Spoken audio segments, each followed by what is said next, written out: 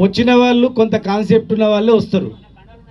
వాళ్ళని మనం అది చేసినామనుకో మళ్ళీ సర్వీలు ఇస్తే వాళ్ళు ముఖం సాడేస్తారు.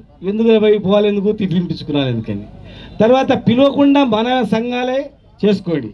వాళ్ళు పిలిచిరనుకో వచ్చిన వాళ్ళని కొంచెం గౌరవిస్తే ఏమైందంటే మళ్ళీ ఒకసారి వస్తారు, వాళ్ళు ఆ పార్టీలో వచ్చి చెప్తారు. ఇక లేదనుకుంటే వాడు మళ్ళీ పిలిచినా రాడు, దండం పెట్టినా రాడు, అయిపోయా మళ్ళీ కథం అయిపోయా.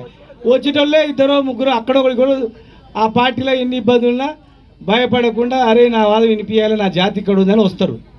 వచ్చి తిట్లు తినిపోయాడు అనుకో వాళ్ళు కూడా తిడతారు, ఎందుకు పోయినావా నువ్వు, పికనిక్ పోయినావా అని అంటారు.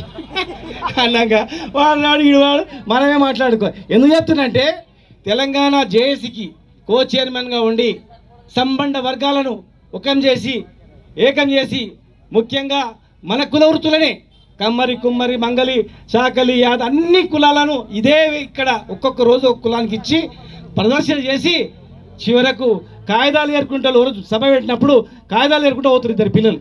గుర్తుపట్టి అన్న నమస్తే మాది మహిమనారు అన్నారు. అరే ఏం చేసినావు అంటే డిగ్రీ చదివినా అన్నాడు. ఇదేం చేస్తున్నావు అంటే కాలేజీలు ఏరుకుంటున్నామని గాడ్ ప్రామిస్ చెప్తాను, అబద్ధం చెప్పను నేను.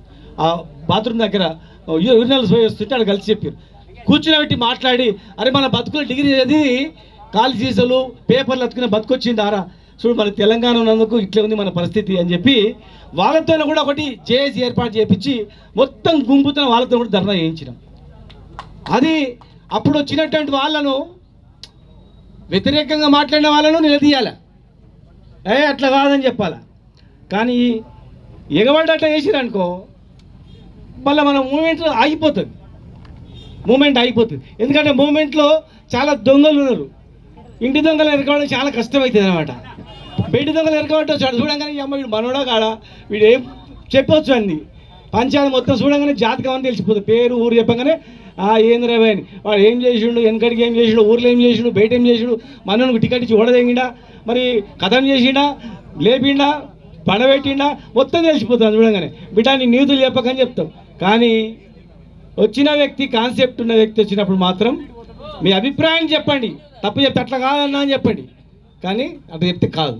మేము చెప్తున్నా ఇవాళ ఇక్కడ ఉన్న ముగ్గురు కూడా మొట్టమొదటి నుంచి కూడా రాజ్యాంగం చదివిన వాళ్ళు, అధికారంలో ఉన్నటువంటి వాళ్ళు, హై లెవెల్లో, ప్లస్ ఎన్నో గొప్ప గొప్ప తీర్పులు ఇచ్చినటువంటి వాళ్ళు, ప్రజా ఉద్యమాలు చేసినటువంటి వాళ్ళు. మొదటి నుంచి కూడా ఏం చెప్పినంటే నువ్వు జడ్జిల మీద నామాలు కొట్లాడేది గవర్నమెంట్ మీదనా, ఏమైనా జడ్జి ఇట్లా తీర్పు ఇచ్చినవి ఎట్లా, గట్ట తీర్పు ఇచ్చినవి ఎట్లా అని ఏమన్నా దేశంలో ఏమైనా ధర్నాలు అయినావే? వచ్చినోడు ఏమైనా ఆయన ఎందుకు తీర్పు ఇట్లా ఇచ్చే, ఆయనకు మంచిగా ఇచ్చే కదా, మనకు కూడా ఎందుకు ఇవ్వపా అనేది ఉందా? అక్కడ చట్టాన్ని ప్రకారం తీర్పిస్తాడు. చట్టాన్ని ఎట్లా చేయాలి అనేది మనం ఆలోచన చేయాలి. ఈ ముగ్గురు పెద్ద మనుషులు కానీ మేము కూడా తమిళనాడు పోయి వచ్చినాం, 2 రోజులు ఉండొచ్చినాం. తమిళనాడు పోయి వచ్చిన తర్వాత మా స్టేట్మెంట్ కానీ మా కమిట్మెంట్ కానీ 9th షెడ్యూల్లో చేర్చాలి, రాజ్యాంగ సవరణ చేయాలి, అప్పుడే న్యాయం దొరుకుతుంది అని చెప్పి ఆ స్టాండ్ మీద ఉన్నాం. ఇదే ఇక్కడ 15,000 మందితో ప్రజాప్రతినిధుల ఫోరం, సర్పంచ్ల ఫోరం, ఎంపీటీసీల ఫోరం, జిల్లా పరిషత్ చైర్మన్ల ఫోరం, వార్డు మెంబర్ల ఫోరం అందరం కలిసి ధర్నా చేసినాం. పార్టీలో మాట్లాడినాం. అసెంబ్లీలో బిల్లు పెడితే 9th షెడ్యూల్లో చేర్చాలని చెప్పి మద్దతు తెలిపి మీతో పాటు వస్తామని చెప్పి ఆ ప్రభుత్వం కూడా చెప్పిండు. మీరు కావాలంటే రికార్డు చూడండి. ఢిల్లీకి రమ్మంటే వస్తాం, అఖిలపక్షం పెట్టండి, సంఘాలను పిలవండి, అన్ని సంఘాలను పిలిచి మాట్లాడని చెప్పి మాట్లాడినాం. మా గంగుల కమలాకర్ గారు మాట్లాడాడు, కేటీఆర్ గారు కూడా మాట్లాడాడు. ఎవరో ఉండి ఆయన మాట్లాడిండు. కావాలంటే రికార్డు చూడండి.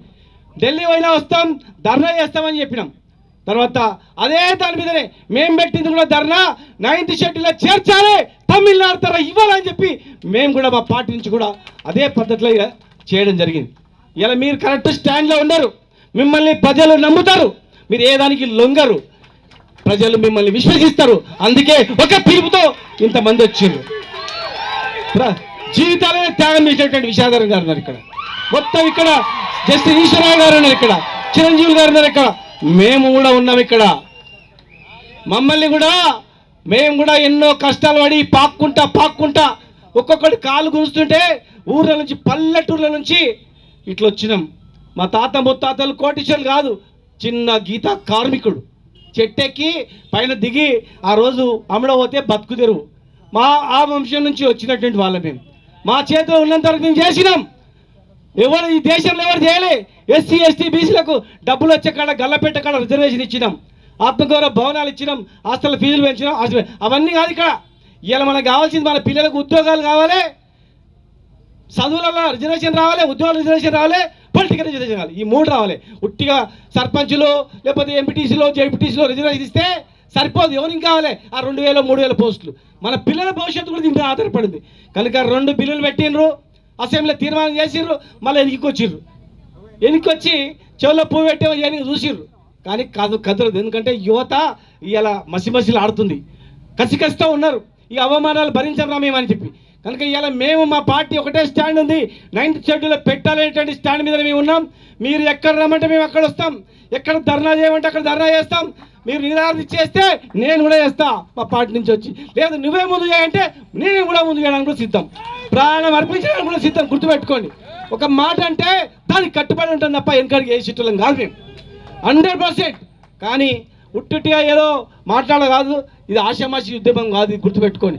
ప్రతి ఒక్క నాయకుడు, ప్రతి ఒక్క విద్యార్థి కూడా ఇలా చాలా కష్టాల్లో ఉన్నాడు, చాలా ఇబ్బందులు ఉన్నాడు. ఇక వేదిక కాదు మాట్లాడితే కానీ చెప్తున్న సమయం కూడా చాలామంది మాట్లాడుతున్నారు. ఒకటే చెప్తున్నాను, దయచేసి మీరు పెట్టేటువంటిది 9th షెడ్యూల్లో కానీ రాజ్యాంగ సవరణ చేయాల్సింది కానీ ఉద్యోగాలలో, విద్యా ఉద్యోగాలలో, తర్వాత పొలిటికల్ రిజర్వేషన్, ఈ 3 అంశాల మీద మీరు చేయండి. మీరు ఏం చెప్పినా దానికి మేము కట్టుబడి ఉంటాం. మా పార్టీ కూడా మాకు ఫ్రీ హ్యాండ్ ఇచ్చింది, మీరు ఏమన్నా చేయండి, కొట్లాడని చెప్పింది. కనుక సంపూర్ణమైన మద్దతు మీకు ఉంటుందని చెప్పని మీకు అందరూ కూడా తెలియజేస్తూ జై తెలంగాణ. విద్యా ఉద్యోగాల్లో 47% రిజర్వేషన్ వెంటనే అమలు చేయాలి. 9th షెడ్యూల్లో వెంటనే కేంద్ర ప్రభుత్వాలు, ఎవరు పార్లమెంట్ లో ఉన్నటువంటి వాళ్ళు, ఈ దేశాన్ని పరిపాలించినటువంటి 2 పార్టీలు వాళ్ళు అనుకుంటే గంట సేపట్లో అవుతుంది. కనుక తీర్మానం చేసినా పెద్ద మీటింగ్ పెట్టినా బాబు చెప్తున్నావు. చలో 9th షెడ్యూల్లో వెంటనే, లేదంటే పీఠాలు కదిలిద్దాం అందరం కూడా. జై బీసీ.